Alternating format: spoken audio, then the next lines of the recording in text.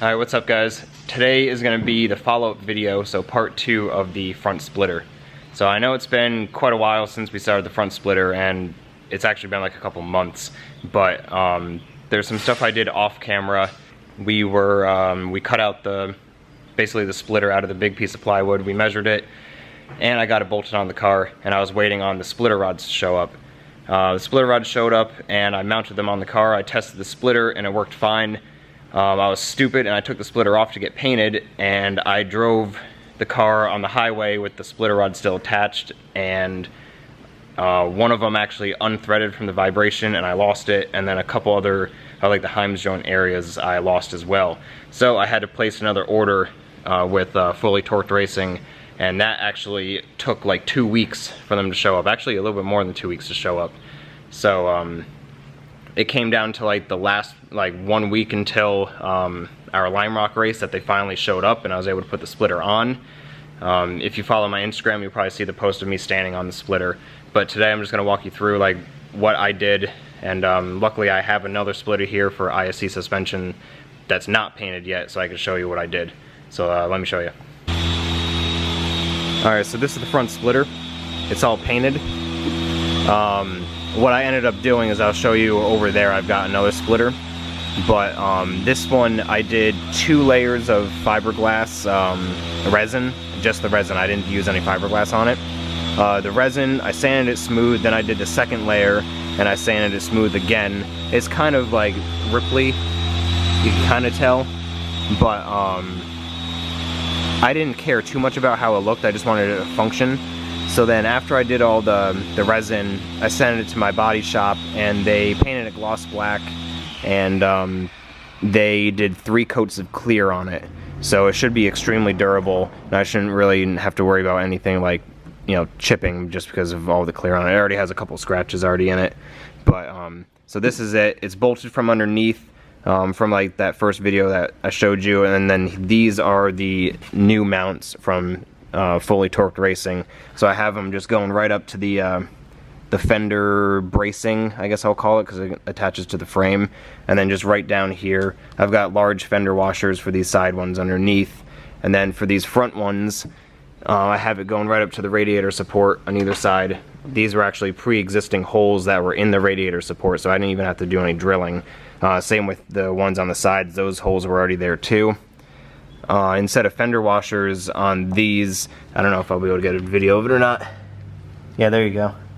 I've got an aluminum plate that goes from here over to the other side just to try and add some like center support to it.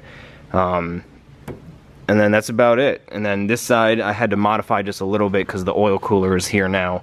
But this one I actually had to drill a hole right here because I was using that, you can't really see, yeah, that hole right there. But having it that close contacted the oil cooler, so I just had to move it out of the way a little bit, but it fits, it serves its purpose.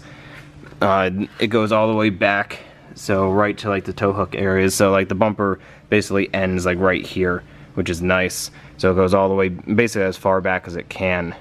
And then while I was waiting for this at the body shop, I built these the end plate pieces for it. So this is just like steel that I had just laying around. I did a 90-degree bend on it, and I drilled some holes and just got some hardware for that. I primered them and then painted them just like a satin black. So that's about just the splitter.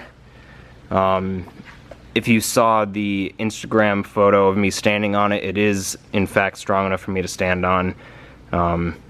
Maybe if Matt over there can grab the camera, I'll stand on it to show you guys. And then let me just show you what this looks like before it got painted. Alright, so this is the splitter that I'm building for ISC suspension right now for their STI. This is already 2 coats of the resin done, so now I just need to sand it down. I already started sanding this side.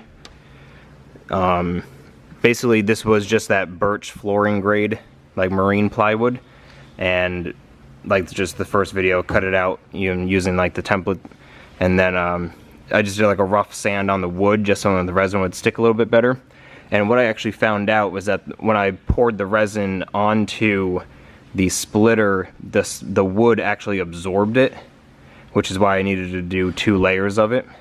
but it actually worked out pretty well because absorbing it actually made it a little bit stronger, I think. So basically, like what I just said, all I got to do is just finish sanding this side, do some more sanding on the other side, and then I could send this one off to get painted. So I just wanted to show you the resin side of it, since that my splitter is already done. At least I was able to show you on this one.